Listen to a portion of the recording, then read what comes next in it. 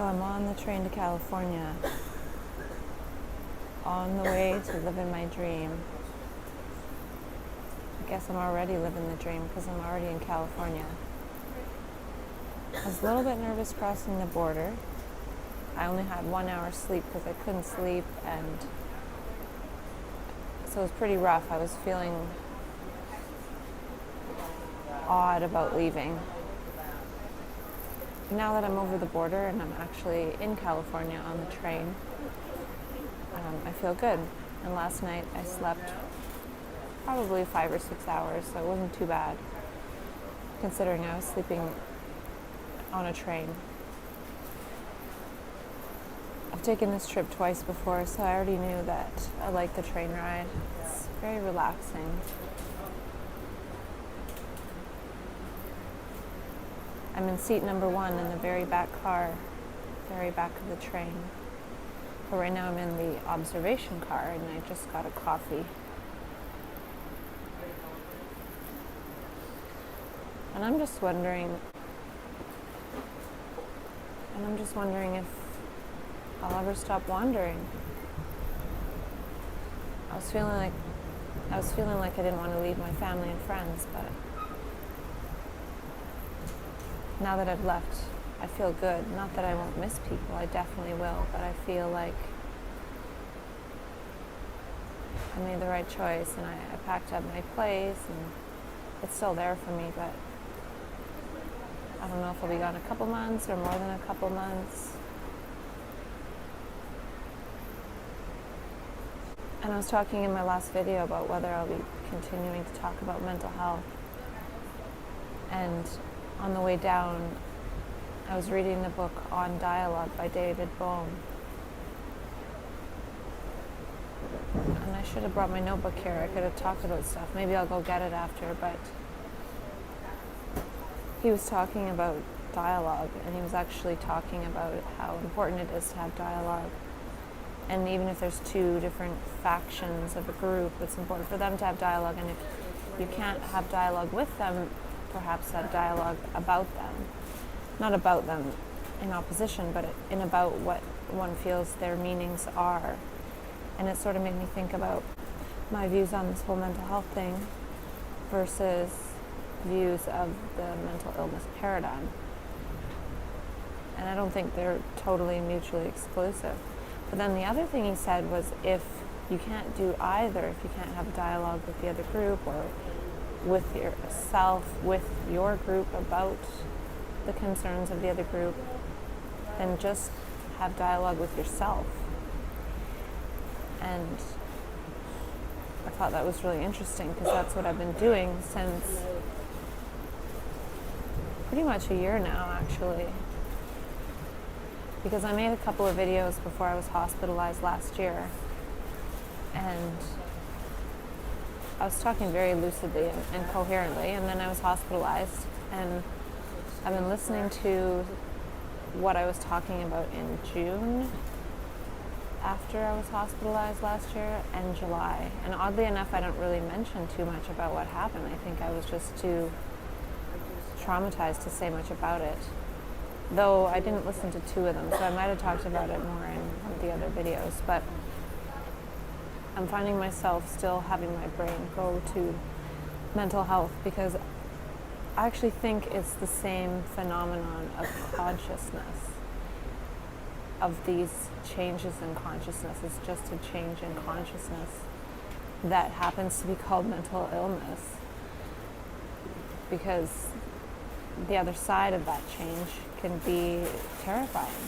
But then it's turned into this lifelong terrifying personal problem. And I've already talked about that a million times.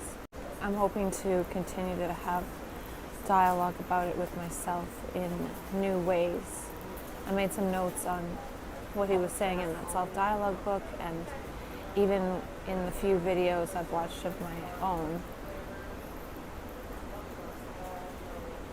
I was surprised. I was even talking about people acting as a whole organism together, which is the whole teal organization thing, which is something that I just discovered. So I guess the concepts are already all out there. people have already discovered these things, and then it's a matter of perhaps just having dialogue. So I'm really hoping to be able to participate in dialogues and not always refer it to mental health stuff, but I might be thinking of it in terms of mental health stuff in my mind, but maybe I can translate it as I speak to, I don't know. The other thing I have to be careful of is that where I'm going, I don't know if they have a lot of Wi-Fi. Or what I'm trying to say is I can't make gigabytes full of video and have them upload to the cloud. I might have to get an external hard drive. The one I was going to bring broke, and it has all my pictures on it, so I have to figure that one out. Oops.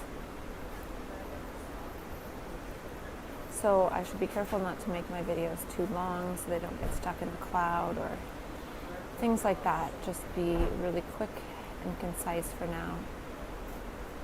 But I just wanted to do a video showing that I'm on my way to living the dream.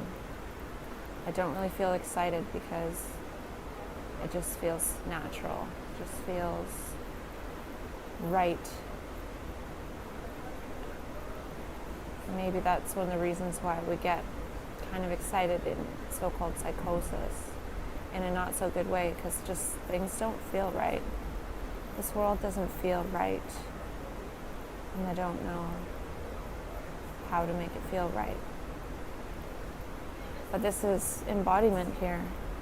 All the stuff I was talking about, and even in my first videos that I was listening to before I took that job, that extra job, I was saying, I don't know if I should work in mental health. And I was even saying I quit my other job in mental health, which I actually did end up taking back.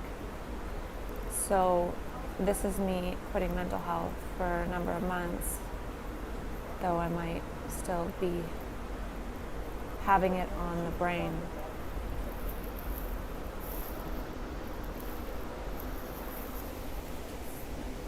There's just a lot of garbage along the train route, like garbage, old factory stuff, old industry that probably was active 10 or 20 years ago. So just within 10 or 20 years, things are just a big heaping mess of garbage. Whereas if the land was living in 10 or 20 years, it'd be flourishing. Anyway, so yeah, I'm not sure how much I'll get to make videos or if I'll want to. I think that I will. I think that I want to continue with self-dialogue.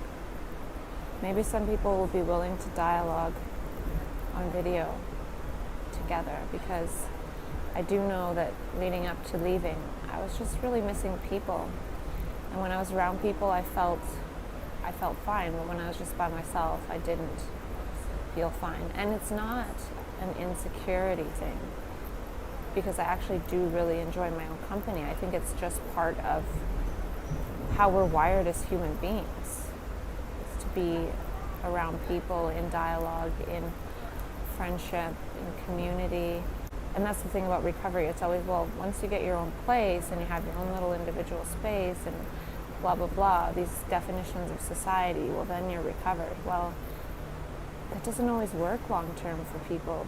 We're actually wired to be with other people. And not just in a romantic way with family and having our own family. Like, that's one way to go about it, but it's not the only way.